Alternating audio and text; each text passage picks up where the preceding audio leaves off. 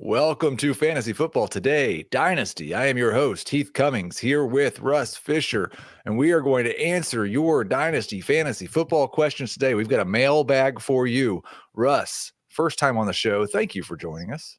Thank you very much for considering my name in the pantheon of amazing people you have on your show.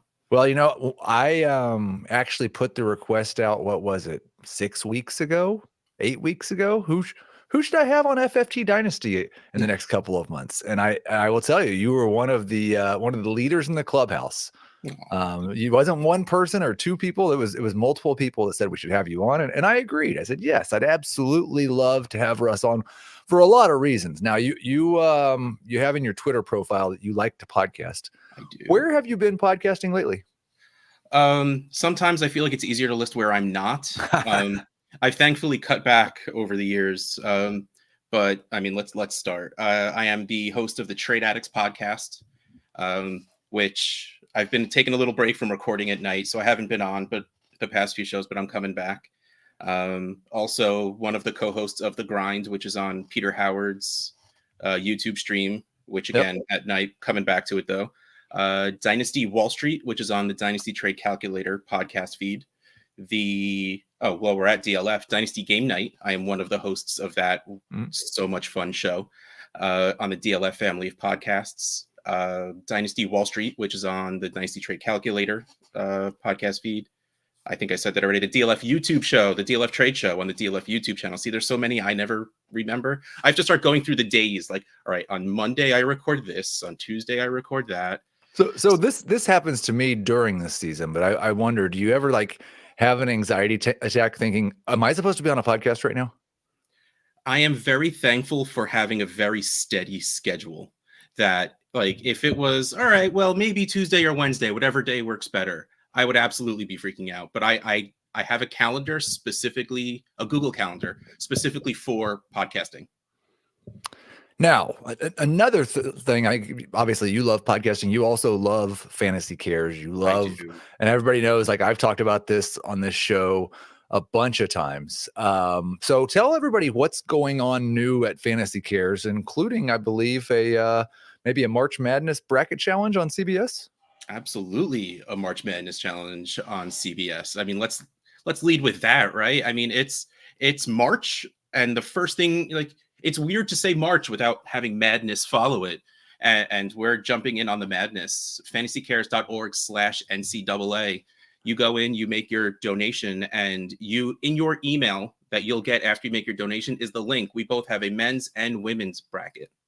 So lots of ways to play, lots of ways to win. We have some awesome prizes. A random person, open for anyone who joins in. We have a signed Magic Johnson jersey. Wow. We have two, because there are two brackets. The winner of the men's and the women of the women's will get a signed Dominique Wilkins jersey. Now, I know these are for like the older folks, but unfortunately, we're older who are, who make older. These purchases. So just go back and Google what Dominique Wilkins did back then, and you'll see why he's a grand prize. I will tell you, you know what? If you would have been much happier if you'd have skipped the dunk contest this year and just watched YouTube videos of Dominique Wilkins in the dunk contest. Yeah, it is so good. But we also have a ton of extra jerseys, and of course, Scott Fishbowl 14 tickets. I keep these by my desk because I have to always say we have some golden tickets available for SFB 14. We're going to go live on our YouTube channel every week to give away prizes to people who scored the most, who did the best, maybe who had the biggest upset, just for showing up in the YouTube stream. It's a problem. Scott Fish, our fearless leader, gives us very angry looks that we just like giving stuff away. Right. So join up. And even if you can't, join us for the YouTube streams and maybe you'll win something, but we guarantee you'll have a good time. I love the fact that we've got both the men's and the women's bracket. Oh, yeah. I will be participating in both, filling out both. We'll be probably picking Caitlin Clark to win it all because, I'm a little bit of a homer and why not? I understand that's probably not the best odds on bet, but man, she's fun to watch. So yes, excellent stuff. And remember, like everything that's going on with Fantasy Cares is for the purpose of uniting this community to do good for other people. The amount of good we were able to do last year in terms of Toys for Tots and World Central Kitchen and I mean just a variety of other places, and it's already gotten started this year. So I would really encourage people, go be a part of that. There is a link in the YouTube show notes and also in the podcast show notes to where you can just click directly on that, go to the page, make a donation, join that March Madness content. Okay, on today's show, besides me saying words in the wrong order, we will have your mailbag. We've got almost every question that I got seemed to be about trading, which is good because one of the responses to my request for questions was that Russ taught me everything I know about trading. So you seem to be the perfect guest to have on. This should have been that trading show with the trading expert. But we've got questions about trading rookie picks, about trading Travis Kelce, about trading Puka Nacua. Yes, and more. But first, we always start the show, especially when we have a new guest, 3 questions for our guest. And you are the first one getting the qualified question. I've asked this question to every guest I've had on, and enough people have answered Superflex that I'm taking that off the board. So other than Superflex, what is the one rule that is non-negotiable for you in Dynasty? I need to say this because I will start out by saying every league I am in is Superflex. It's not necessarily a requirement, but if it is one quarterback, there needs to be some real fancy scoring. Okay. Like Blake Bortles ruined us all is really what it comes down to. Blake Bortles, Jameis Winston, these sorry fans out there, but these bad quarterbacks that can score a lot of fantasy points, which was why Superflex became necessary. But I know there's a lot of people that have been toying with scoring that makes good quarterbacks score better than bad quarterbacks. So again, It doesn't need to be Superflex, but that's really, it would need to be very fancy scoring. Other than that, I don't really have a specific thing it needs to be. There's already people making fun of it in the comments.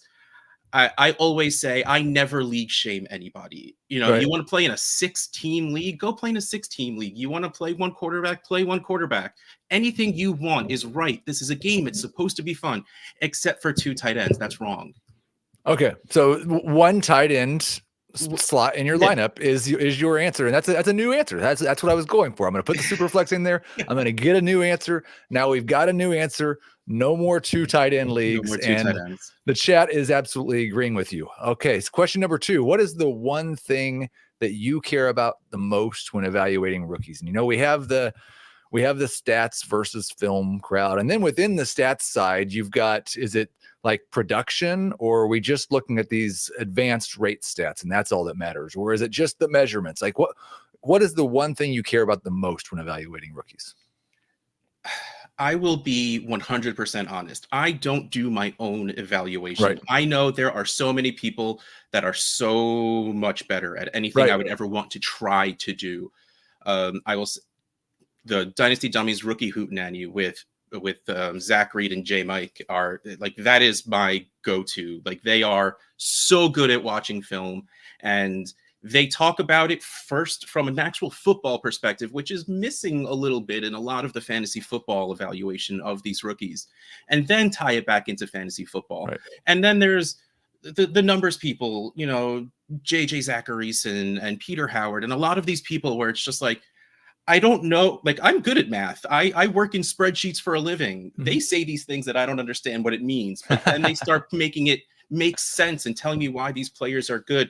So really, this is a question I can't super really answer. No, I think you did answer it. Like you did answer it. Like that, and that's, I think that's an answer that more dynasty managers should be comfortable with. Not just about rookies, but about whatever aspect of dynasty that you feel that way about. We're going to talk about trade evaluations in just a minute. Yep. Maybe that's it. But maybe it's fab. But like, if there's something you don't really feel like you're an expert on, the most important thing should probably be figuring out which experts that you do want to base your understanding around. So I like that answer a lot. One more, and you've kind of dodged the first 2, so you're gonna have to give an actual name here. Who is your favorite veteran buy this offseason? Oh, wait, hold on. Let me just move my head for a little bit. I'm a very big T. Higgins fan. I run around screaming hashtag Team Clemson big wide receiver. Okay. It was funny. It's not something I realized I was doing, but I was a big DeAndre Hopkins fan. I loved Sammy Watkins. Martavis Bryant was so much fun. I loved T. Higgins. I'm like, wait a second. There's something here. There's something. And then I realized that I just become a fan of a lot of Clemson big wide receivers. And unfortunately for Amari Rodgers and Hunter Renfrow, I had to throw the word big in there because, I mean, they were okay, but well, I mean, Amari Rodgers wasn't even really okay. But other, like, again, I know there's a question like this coming a little later, so I don't want to just give all my answers here, but I know for a fact that I have sent offers in just about every single league for T. Higgins that I don't have him already. Okay, so let's talk about that, because I, in my most recent update, had him at wide receiver 17. Now that was before the tag, but I was mostly assuming the tag. Wide receiver 17, which is behind DK Metcalf, Devontae Smith, Jordan Addison, Tank Dell, is ahead of Brandon Ayuk, Drake London, Michael Pittman. I know somebody in the chat actually had asked earlier, how do you feel about T. Higgins versus Brandon Ayuk? Yeah. That's one of those where I just wouldn't make a decision. Whichever one I have on my team, I'll just keep them. But does that seem like I'm in the right spot, or are you high enough to where you think he's like a top 12 dynasty wide receiver? In my heart, he is top 12. I will say that. In reality, I know he's not. And I hate the franchise tag more. It ruins wide receiver free agency completely. And I'm not holding my breath for the mythical tag and trade. You know, I'll believe that happens when we see it more than once in the past, like 30 years. So in my head, I mean, but being on the Bengals isn't a bad thing. Right. You know, assuming he's willing to play on the tag, it's great to be back. It's last season was so bad for the Bengals in general. But if you look back with a healthy Joe Burrow and a healthy T. Higgins, which we only got for about like 2.5 games, by the way. Right. Higgins was averaging about 7 targets, 80 yards, and just about a touchdown a game. Like for the second wide receiver on a team, that's great. Like, oh, yes. Right. And that's not even including what spike games could happen. And of course, there's going to be Jamar Chase games. But again, not sad that he's on the Bengals. Do I want him to go to Jacksonville and be the wide receiver 1 because they're not going to sign Calvin Ridley back because they don't want to give the Falcons a second? Yeah, I would love for him to be the first target for Trevor Lawrence, but still not sad he's on the Bengals. Okay, I like that answer. That's enough of my questions. Let's take a short break. We're going to get to your questions and see if Russ and I can answer any of those. Okay, Russ, we are back. We've got some emails. We've got some tweets. I will open it up in the chat for whoever wants to get ridiculous just a little bit later. But let's start with an email from Logan. And I think it's a little bit of rookie pick FOMO is what Logan's got here. So he actually received a trade offer. Somebody offered him Breece Hall and AJ Brown for Travis Etienne and the 104 in a 10-man PPR league. He took the trade. I would have taken the trade. He's very happy with the trade, but now he's feeling a little bit sad that he can't draft any of these wide receivers. And so his question is, how often do you trade your first round picks? He finds himself constantly trading picks for players around draft season. He never actually gets to draft in round 1. So the important thing I will say is no trade is ever your last. So you had to take that trade. I'm sorry. That value is great. Right. You got a really good trade offer and you took it. That is the absolute correct answer. And the question of, how often do I trade my firsts away? It is a rare situation where I have a team that is competing and I have my first round pick, because the truth is, chances are I'd rather have someone who is getting drafted earlier. So I do exactly what you just did. I'll trade my first away. And then when it comes down to it, trade for someone else's. I am always willing to trade my first away on a competing team because I want a better draft pick than what I'm going to end up doing. In my head, it's going to be, I play in 12-team leagues. It's going to be the 112. Why do I want the 112? I'd rather have the 16. So I'll trade for that later. Of course, price will change and you'll have to pay up for it. Right. But I'm also absolutely a proponent of just go do it because you want to. So again, you should literally be skipping somewhere after accepting that trade. Great trade. And it's a little disheartening to not have any first, but just go trade for one later. I'm sure you have something on there you could move. I think a couple of points that you made there that I really like. One, I would like to have 2 or 3 firsts because I'm not competing, or 0 is generally the way that I work. And then the thing I get nervous about trading for players this time of year is, man, there's a lot of time for something to go wrong before they're going to score any fantasy points. But when you're trading for Breece Hall and AJ Brown, I'm okay with that. I don't want to be trading for Saquon Barkley and Tony Pollard and Devontae Adams and Travis Kelce this time of year, because if something goes wrong with them, the value never bounces back. If something goes wrong with Breece Hall, we've seen it. It took about 4 games, and oh yeah, he's awesome again. So yeah, I think if you're going to make those types of trades, make sure you're trading for players who you think have value beyond the next year in case something goes wrong for the next year. But if you're trading, what's that? Age. If you're trading for players now, they should be younger. Right. But I'm always trading for Travis Kelce, but I think we're talking about that later also. We will talk about Travis Kelce later. I mean, and I think like I don't want to go so far as to say never trade for those other guys, but I will pay more for a Saquon Barkley type in October or November. That is considerably more than I will now. Yes. Okay. So question number 2. We had full agreement there. Matt has a super flex rebuild. He gave us a little bit of it's a rebuild. He's got Anthony Richardson though, Geno Smith, Ayuk, Hollywood Brown, Nico, James Cook, Jaden Reed, Njoku. More importantly, he's got 103, 106, 109, 111, 112, 203, 205. It's 6 of the top 17 picks, 7 of the top 17 picks. Good job. That's exactly where you want to be. Yep. You want to know, what would your game plan be here? It is a super flex league. Anthony Richardson's really his only surefire starting quarterback, and he's played like 5 games before he got hurt. Does he have to take a quarterback at 103 is kind of the first question. And he knows the first 2 teams drafting ahead of him are going to take a quarterback. Okay. Draft for value, trade for need. Yeah. You shouldn't go into a rookie draft saying my team will be able to compete because of these rookies I drafted. Mm-hmm. You get lucky if it does. I mean, we've gotten very spoiled the last few years, finding a couple of these rookies that produce right away. Not even counting Puka. Like that is never expect Puka to happen again. That shouldn't have happened. What do you mean? We got 2 months of this is the next Puka Nacua. This is the next Tank Dell. This is the next Puka Nacua. It's not supposed to happen. Like even CeeDee Lamb, Justin Jefferson, Justin Jefferson, Jamar Chase, like that shouldn't happen either. Right. Like wide receivers at best are supposed to start coming on like the last 6-7 weeks of the season if they're lucky in their rookie year. You never really should depend on rookies to produce for you right away, which is why you always want running backs, maybe, yes, but not this year. Draft for value, trade for need. You are handicapping yourself by saying, well, Marvin Harrison Jr. is on the table, but I need a quarterback, and this quarterback is worth less. Of course, if you can trade back a pick, let someone take Marvin Harrison Jr. so you can take May or McCarthy or whatever quarterback you like as next. Daniel's completely blanked. That's cool also, but taking a positional need, which first of all, you don't need any position. We're going to talk about this a lot. I read through the questions. It's March. The drafts, right. Your rookie drafts most likely happen in May. You're not setting a lineup for many, many months. You have 0 needs right now.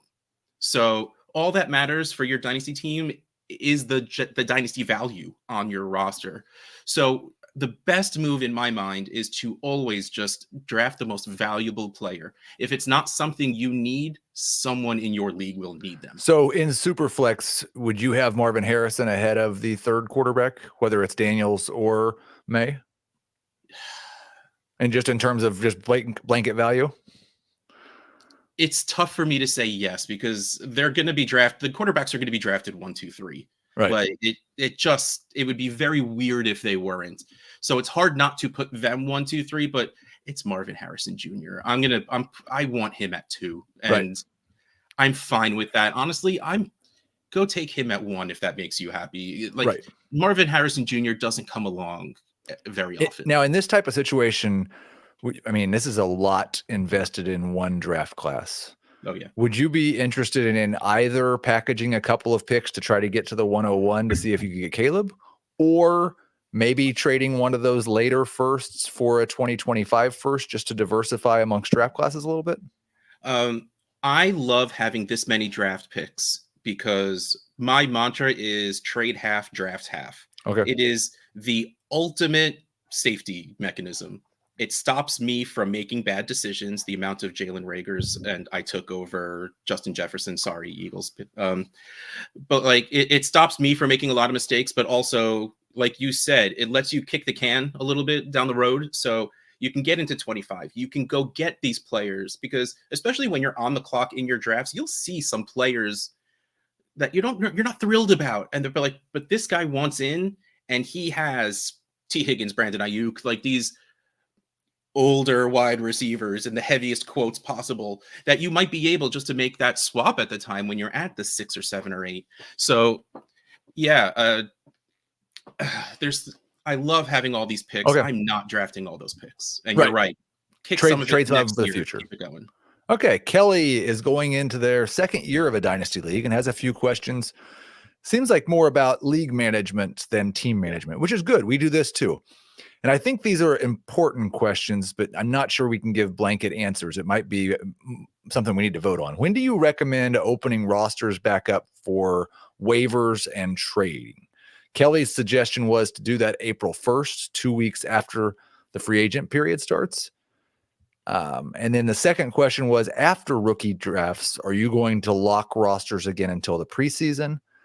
I'll start this time because I do have a pretty strong preference, and I don't know if you do or not. Oh, I do. First off, I think this discussion should be completely different for trading and waivers. Yes. I don't have a strong feeling on the trade deadline between, say, Thanksgiving and New Year's Eve. I think you can make good cases on an in-season trade deadline before the playoffs. You can make a good case for not having it between Thanksgiving and New Year's Eve. I'm giving people a grace period. You guys decide what you want to do. Trading should be always open in the offseason. There's no reason to restrict that at all at any point. I would restrict waivers personally for almost the entire offseason. I like to not have waivers after the end of the regular season. I like to not have waivers at the end of the rookie draft. I love when we get to July or August or whenever we set that first waivers run. I mean, I'm in dynasty leagues where guys who made real difference this year were available. Kyron Williams had been dropped in some dynasty leagues because of everything that had gone wrong, and they got picked up week 2 in a dynasty league. Yep. Especially in deeper leagues, there's so little opportunity for excitement on the waiver wire that I think closing down the waiver wire for a good portion of the offseason gives you that. Plus, and Kelly makes this point, nobody actually wants to be the one who has to make sure that Rob Gronkowski was rostered when he signs in the middle of April. Let's just all find out together that, Rob Gronkowski is a free agent. So that's my stance. For the most part, don't restrict trading time, heavily restrict off-season waivers. All right. So I'm going to go back to what I said earlier. Play what makes you happy. Right.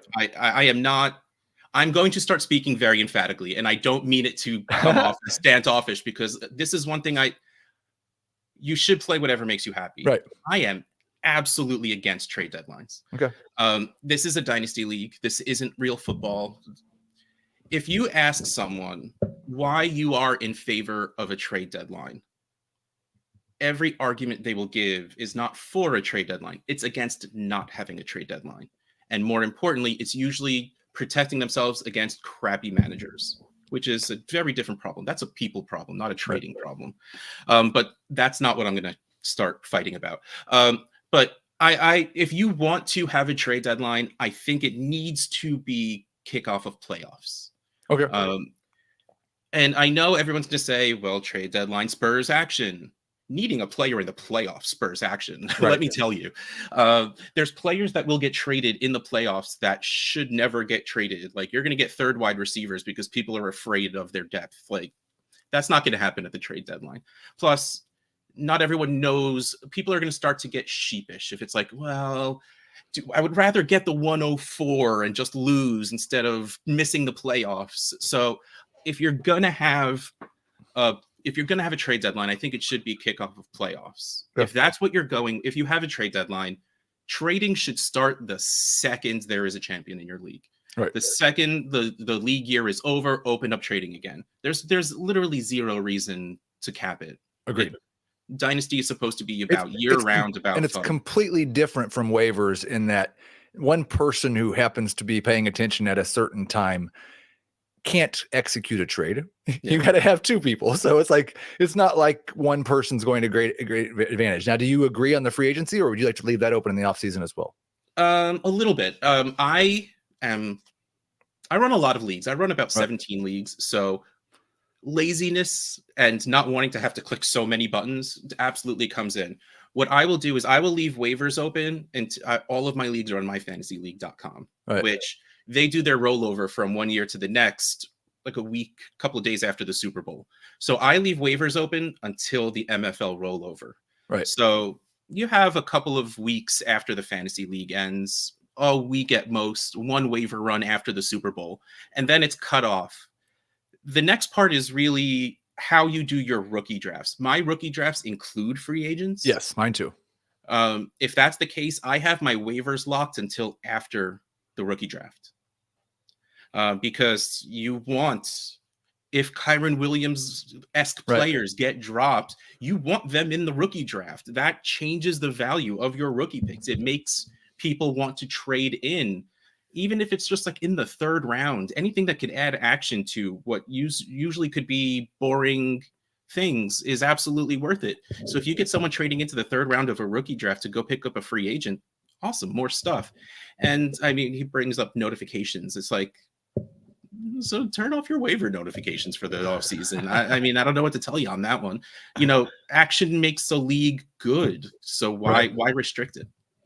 Yeah, no, I think we're mostly on the same page. I'm a little more restrictive in terms of waivers, and I think it depends on what your waivers process is and keeping track of fab in the offseason, all that stuff. But let's get to Alexander's question. He's got another trade question here.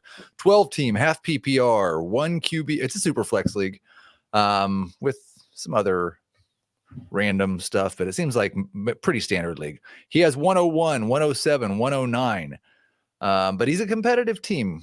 Maybe we put that in air quotes because he earned the 107 last year. Needs a QB2. Could use some wide receiver help. Not sure if he should make the 101 pick in this situation. Someone has offered him Dak, Brandon Ayuk, and the 112 for 101 and Luke Musgrave.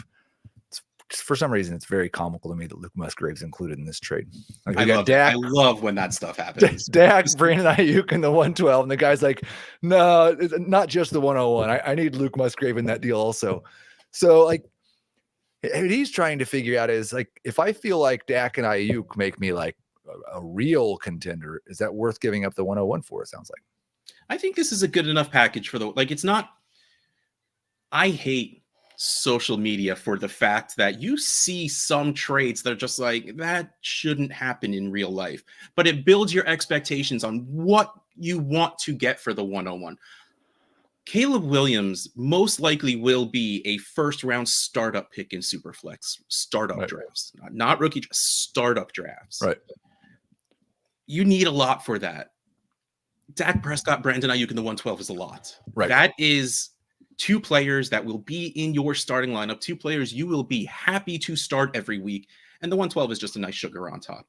And I love when people put Luke Musgrave and stuff in because, again, I play everything on myfantasyleague.com. They list in order of position and then alphabet.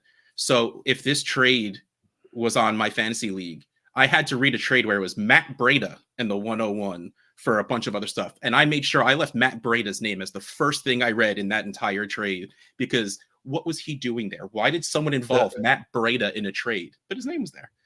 I take this. Like, I don't care that Dak is like 30, 31. He's going to play for however, like, quarterbacks at that age doesn't matter.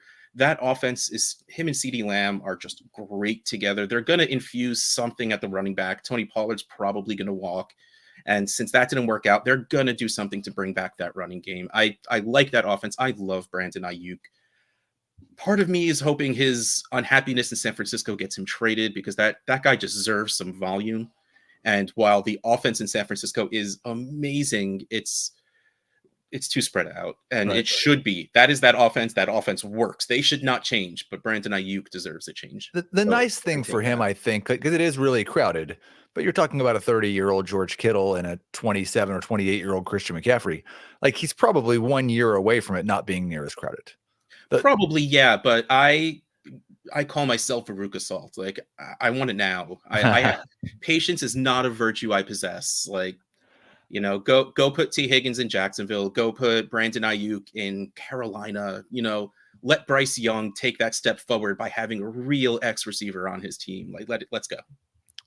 Yeah, that's something we could spend a little bit of time on. That's a wild idea that going to play with Bryce Young might be a good thing. Let's take a quick break and we're going to get into the tweets. We're moving from the emails to the tweets next. Okay, so we've got, I'm going to get in trouble reading Twitter handles, so I'm not going to say who they're from. You know who you are if you tweeted me this. Can you talk about trading draft picks for current player equivalents? Like, let's say in standard, I'm going to say we're 1 QB there. Yeah. You look at 104 as either Brock or Rome. That's Brock Bowers or Rome Odunze. What's an ideal return for a win now team with that pick, or for a rebuild team?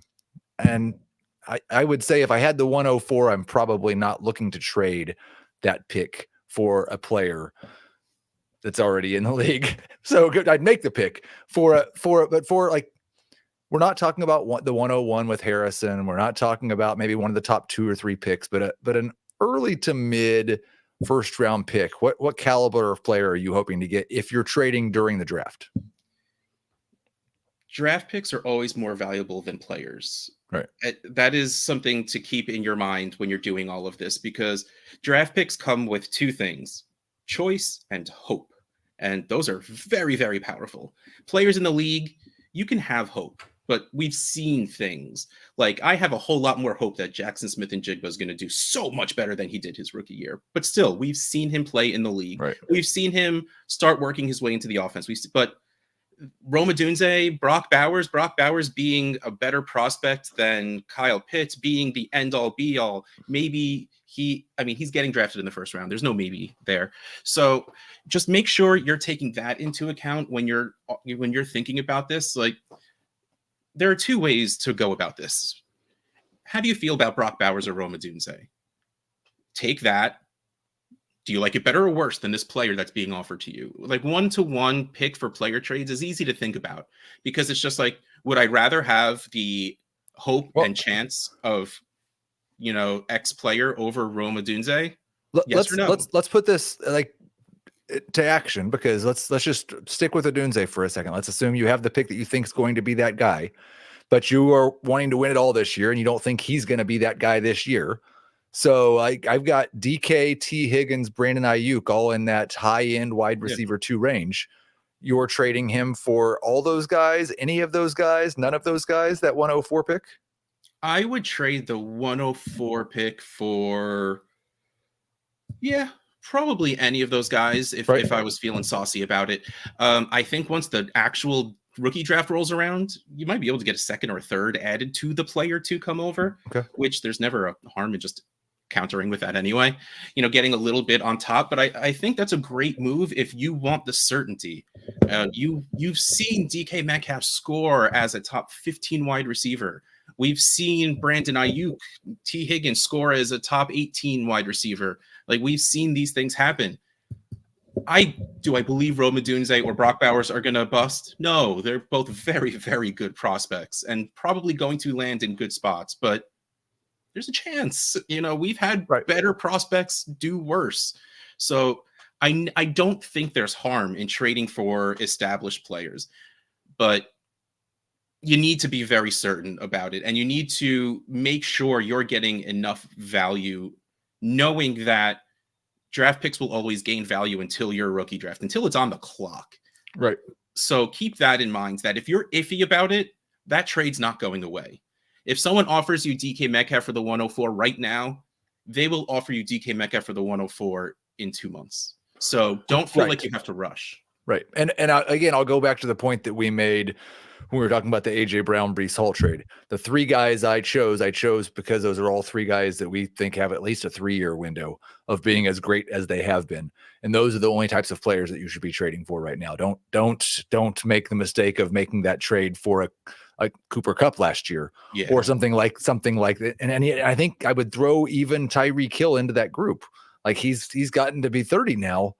I'm not saying I think he's going to be awesome next year. Yeah. But if I'm trading for him, I'd rather trade for him in like the season as opposed to now. Absolutely. Or if you're going to trade for him, you don't do it with an early first. Now, I mentioned this at the top of the show, and I did not expect any should I trade Puka Nacua trades. But, I mean, you do not go broke making a profit. And there's an enormous profit to be made based on Puka's rookie year. Yep. And somebody, it sounds like, has a deal here where he's being offered in a 1 QB league. And we're getting a lot of 1 QB questions today. That's good because we probably talked super flex enough. He's got the 103 and the 108 on the table for Puka Nacua. In super flex, I think this is an easy one to say yes to. But that 108 particularly is a big drop in a 1 QB league. At 103, I still feel pretty great about. So you're probably talking about Odunze or Nabers, one of the two. Yeah. Plus the 8th pick in the rookie draft for Puka Nacua. Where do you come out on that? Well, I mean, my assumption is 1 and 2 in 1 QB drafts are going to be Marvin Harrison and Malik Nabers. Yep. And so taking them off the board makes me not interested in this at all. Them two are a tier of their own, or if you want to have Marvin Harrison 1 tier, Nabers 2 tiers, and then Odunze, Bowers 3. I made the joke before about you should go skip somewhere for taking that Breece Hall trade, unless you are not trading Puka away, unless you feel like someone made a mistake in the offer they sent over. Okay. Like they didn't mean to send me this much, did they? But I'm going to accept it anyway, and if they made a mistake, they'll let me know. Like there's no, like you said, getting a profit is great, but literally the best rookie season receiver season ever. You hold on to that when you can. So I don't think I don't take this trade. Let me say that, flat out. But would you rather have Harrison or Puka? Say it again. Would you rather have Harrison or Puka? I mean, the answer is Harrison. Harrison's going to be worth more. And again, to me, that's really what matters right now, because in 2 months, you'll be able to trade Harrison for probably even Amon-Ra St. Brown plus a little bit. Well, the reason I ask that is I do think like if you're thinking, I wouldn't mind getting off of Puka, and you're hearing we wouldn't do it unless you could get Harrison, I might at least call the team with the 101 and say, hey, is there any chance you'd move back to 3 if I threw an 8? Yeah. Like, would you take 3 and 8 for 1, and then you're turning Puka into Marvin Harrison? And then I think we both feel pretty good about that deal. So I love that idea. You don't always have to trade for something to keep it. You can trade for picks or players to use them also to get what you really want. So keep that talk to the 101 person first before you do that. Look, if I were so happened to find my way into these picks, would you do that trade? Right. Yeah, that's a great idea. Also, like I said before, no trade is ever your last. If you have an active enough league, doing things to gain value is absolutely the right move. But also, like Heath said, if you want to get off Puka, you're more willing to do not as valuable of a trade, but still, I don't feel like Rome Odunze and Brock Bowers are both going to be drafted in the first round. They're going to hold a lot of value, but that 108 in a 1 quarterback is a little too late for me to care about it. And speaking of, I think we probably get into this range in the next question. When are you starting to look at running backs in rookie drafts? The top of the guys are late first, early second. And this is something I've talked about several times on the show over the last 2 or 3 weeks, because when I see the top 12 rankings right now in super flex leagues, it's very popular to just have 0 running backs in your super flex top 12. And if I was doing a rookie draft right now, actually without landing spots, I think I probably wouldn't draft a running back either. But I'm very convinced that by the time we get to May, there are going to be 2 running backs in the top 12. And there's a significant chance there's going to be 1 running back in the top 9. Just because somebody's going to get drafted in round 2 to one of these 14 teams that need a starting running back. And we're going to decide that, or at least one person in each league is going to decide that's better than drafting this 3rd tier of wide receivers or JJ McCarthy or something like that. So are you thinking just strictly round 2 for these running backs, or do you think there's a possibility they get bumped up once we get landing spots? They will get bumped up once the landing spots roll around. We as a Dynasty community have this need to have running backs in the first round. So it's going to happen. Right. It seems to happen a lot with Tampa Bay running backs. We pushed up Keyshawn Vaughn, and I'm blanking on others. I mean, Rachaad White deserved to be up there. But, we did it with James Cook last year, his rookie year, which it took time, but he kind of got to being worth it a little bit. So we absolutely will push a running back into that number 12 spot, if nothing else, in a super flex league, let me say. In a 1 QB, absolutely top 12. Right. I think for the advantage of these running backs, there's a lot of open spots. Right. So there's a lot of places running backs can go where they can produce pretty much immediately, even if it is as a 1A, 1B. And workhorses are almost a thing of the past again. It's a nice cycle. But they will work their way up. In a super flex league, I am not planning on drafting a running back in the first. Right. I also didn't really plan on drafting Devon Achane in the first, but took him with a whole lot of 111s last year because when there's a tier, you have to have a tiebreaker somehow. And it's like, all right, well, a running back landed in Miami, so I'm going to take that. I think that's one of the interesting things about it is that like those 110, 111 drafters, 112 drafters, if they earned those picks. Yeah. Like I agree with you, draft for value, trade for need. But if you're a real contender, and you get a running back, and it's a drinking game at this point, I think. So I'll just go ahead and say it. Yep. Blake Corum on the Chargers in round 2. Like I did this poll on Twitter 2 weeks ago, like where's Blake Corum getting drafted? And the answer was 110 to 112, I think was what was most popular. If he's the first running back taken by the Chargers. I think there's no way he doesn't end up in the top 8. Just because of assuming they don't draft a free agent or they don't select a free agent high as well. But yeah, it's going to be interesting to watch. It'll probably end up with 1 in the top 12, but I wouldn't be surprised if we have 2. Definitely early round 2 though. Like if you want to take a couple shots on running backs in this draft, go see if you can get you some cheap round 2 picks. And there's about 6 of them that right now seem almost indistinguishable to us.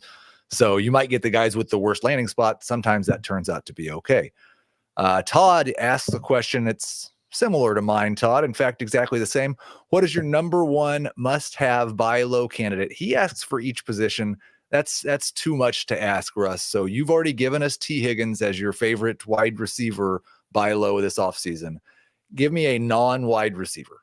I mean, I can give you every okay. position. I can give you like 4 at every position probably. My quarterbacks that I'm buying low right now, and again, low is relative. People aren't high enough on Kyler Murray again yet. And it's weird. Mm-hmm. Kyler Murray had his worst points per game finish this season as QB 10.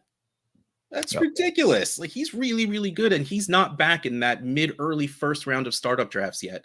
Kyler Murray should be a top 6 quarterback. And he's not yet. But also we talked about Dak Prescott. Dak Prescott, all he does is score points. It's just not pretty. Right. So I'm all about getting Dak Prescott on my teams as well. Running back, I believe in DeAndre Swift. I do. I don't know why. That offense in general just took a swing for the worst in Philadelphia. Either they re-signed him in Philadelphia or he goes somewhere else where he will be at worst a 1B. And it's not going to take much. You can probably get him for a mid-second at this point, right. Which again, you're throwing darts at running backs in that area anyway. Mm-hmm. So I absolutely like the idea of pulling DeAndre Swift on some of my teams, but also like the free agent running backs like Saquon Barkley you can probably get him for a very late first. And right. And imagine if he ends up on the Chargers, like if he ends up anywhere but the Giants, like put him on a good offense and it will be scary. Like Christian McCaffrey scary. Maybe not Christian McCaffrey scary because he's not real. He's fake. Like that's not fair. Wide receiver, I gave T. Higgins, but I'm also just a fan of the old producing guys, Keenan Allen.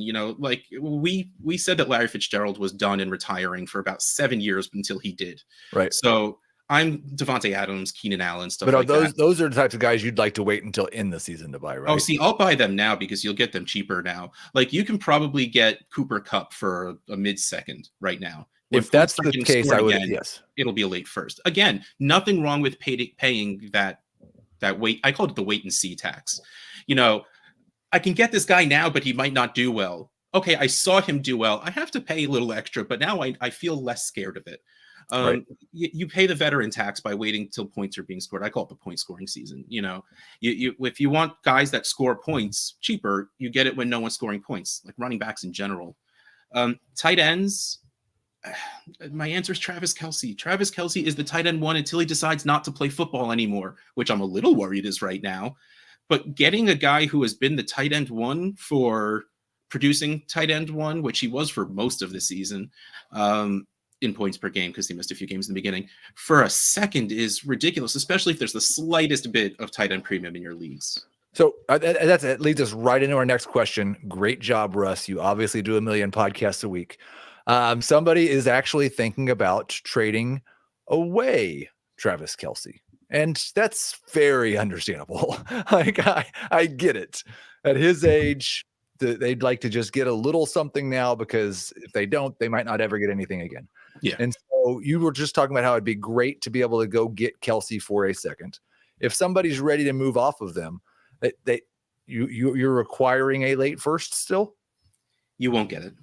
That's the like right now, you won't get it. Again, if you have the patience, which I hope for the rest of you do, you're going to have to wait until points are being scored for Travis Kelce to get his value back. Because again, he's very, very good at football. And we've seen elite players in general produce at elite ages, very, very late in their career. Like Tony Gonzalez and Antonio Gates were 47 and still top scoring tight ends.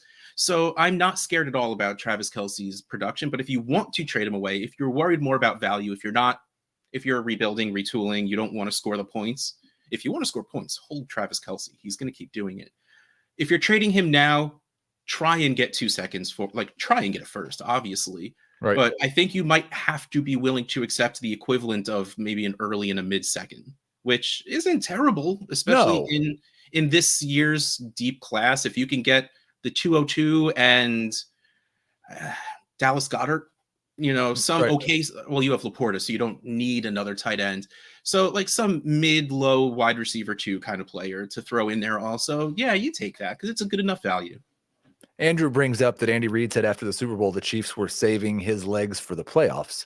And I think we've seen the Packers do that a little bit with Aaron Jones the last couple of years as well. So that might be a little bit of a reason to be concerned about Travis Kelce. It's really going to depend. Did you see him on the sideline when he was out for one play in the playoffs? I'm not worried about Travis Kelce's competitiveness going away. He will want to be out there. He will see a play go poorly and be like, I would have done that right. So I'm not really worried about it because, again, you have him on your roster already. You're not paying to bring him over. It's house money at this point. He will still score as a top scoring tight end, even if he's not the tight end one by 7 points per game, which he has been. Let's go a little rapid fire fun at the end of the show, and get your chat questions ready. We'll answer those here in just a moment. Do you think this upcoming Scott Fishbowl theme might be the GOAT theme? We feel that almost every single year. I'm currently wearing 2 Scott Fishbowl thing. I have my Reese's shirt because last year was food, and I may have gone broke buying all of these shirts. Because food is just so easy because you get food in restaurants. There's so much stuff. I have my Scott Fishbowl 11 shirt on, sweatshirt on, which was music, which again went broke with the amount of stuff. But movies is my jam. I worked at a movie theater for 3 years, a movie store, because yes, those used to exist, for a couple of years as well. So this is my favorite. This absolutely to me is the GOAT because there's so many possibilities and so many fun ideas. So you like movies, but you hate fun. Why are you so against fun and won't watch The Office or Parks and Rec? Well, I have watched Parks and Rec many, many times. That is one of my favorite shows. But I've watched The Office straight through, the American Office. I've seen a bit of the English Office. But at this point, I will refuse to watch it again just to make John Bosch angry because it's his favorite show and what he quotes more than anything else. Mm-hmm. But he also loves throwing out random sci-fi GIFs and saying hashtag Star Wars GIF because I'm a huge geek. And he knows calling things that aren't Star Wars will annoy me. But I got to be honest, The Office was good. It's funny. I get it. It's just not the second Pam and Jim got together, there was never anything close to a compelling storyline. So it was just based on the characters that didn't change. You're So really... I may have just lost you a lot of viewers. I'm sorry. No, I think just you, just people are blocking you on Twitter now. Yeah, It's lots okay. of unfollows. They're not going to of hold this. unfollows. Listen, anybody who's listening to me also listens to Adam Azer. They've heard much worse TV and movie takes. It's okay. Bob Gilchrist and my formatting was off here, but he actually sent us a tweet and he said he heard that you maybe give things away on the Fantasy Cares YouTube page. And he wanted to know how he could be involved in that. Oh, well, if you want to be involved in anything in Scott Fishbowl, you absolutely follow at FantasyCares.org on every social media, at FantasyCares.org on YouTube, which is very important. Subscribe and hit that bell so you get a notification every time we go live. I love sounding like a YouTuber. I hear it coming out of my kids' rooms all the time. But once the theme has been decided, like which we just have, we announced it, it's movies, things are getting real now. We're setting up on our side, we're setting up the divisions, we're getting excited. We want to start giving stuff away. Like we want to start giving away tickets into Scott Fishbowl. Again, I love that it's movie themed because we actually made Wonka-esque golden tickets to get in. So it's absolutely... go subscribe to the YouTube channel and we go live weekly at least.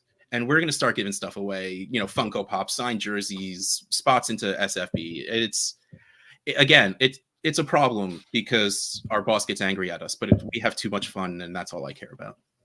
Okay, we got a question here from somebody who just took over a new team. They have Christian McCaffrey and Jalen Hurts, but other than that, it's a complete rebuild. What should I be looking to get in return for those guys?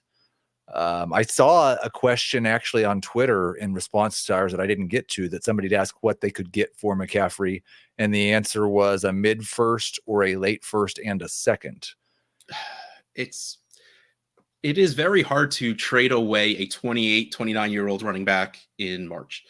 Again, patience is the best virtue you can have, especially with McCaffrey, waiting until people are about to score points. Like I said, I don't care about what my lineups are in March, but like August is going to roll around and I'm going to go into my app and start clicking those. I start 10 players in my leagues. I'm going to start clicking those 10 buttons just to see what my lineup looks like. That's when you strike. That's when you start messaging people. You look a little weak at running back. Right. I got this Christian McCaffrey guy. But Jalen Hurts, I saw, I think I got tagged in a tweet or someone DM'd me and they talked about, they got Kyler Murray in the 107 in a super flex league for Jalen Hurts. And I loved that. Okay. Hurts seems a little hard to trade away right now, which is strange because he's still a top 3 quarterback for me. But especially if I'm trying to get a quarterback back in the trade, I'm not downgrading too much. Like, I don't want to go past that second, third tier of like that Trevor Lawrence. I still put Justin Fields there because I don't care where he plays. He's going to score fantasy points. Like, I'm not going down to like the Kirk Cousins, even those older guys that are producing. And then I want picks or production on top. Okay. If I'm rebuilding like you are, then you don't want production. You just go get Kyler Murray in the 107, something like that. Trevor Lawrence and the 106, something along those lines. Right. And I think like this, the McCaffrey thing is the same equation as the Kelsey, is how much risk do you want to carry into the season? You can get more for McCaffrey, assuming he starts the first month of the season like he played the last 5 years when he's been healthy. Yep. If he tears an ACL, you may never get anything for him ever again. And so you have to decide, like, if I get this offer of somebody will give me 105 for Christian McCaffrey, am I okay with that? Or do I want to push to get a mid first plus later? The problem is that when you trade him in season, you're probably trading with a team that's going to be picking like 109 to 112. Yeah. So I just decide how much risk you want to carry. We've got an AJ Brown question, really. Some context, he earned 107 last year, considering kind of resetting at wide receiver. He's got AJ Brown, Michael Pittman, Chris Godwin, Deontay Johnson at wide receiver. Wants to know if Malik Nabers and Odunze are good enough to trade AJ Brown away for both.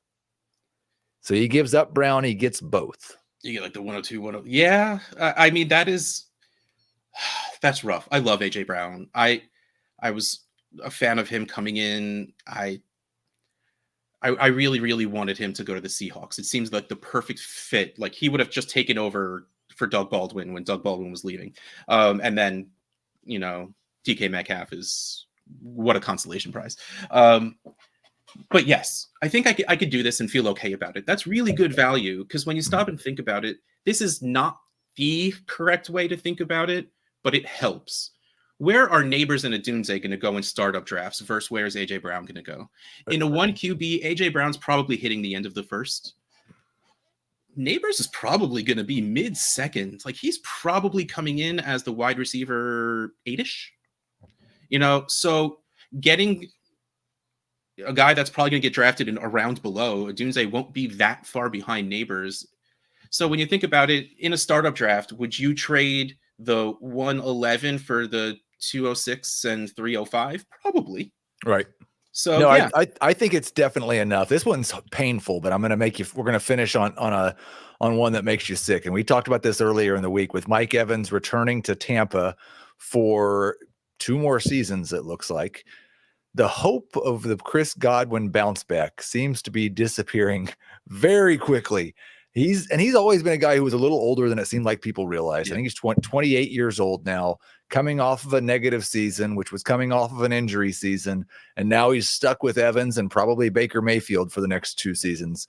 Somebody's got an offer of 208 and 404 in a super flex rookie league for Godwin.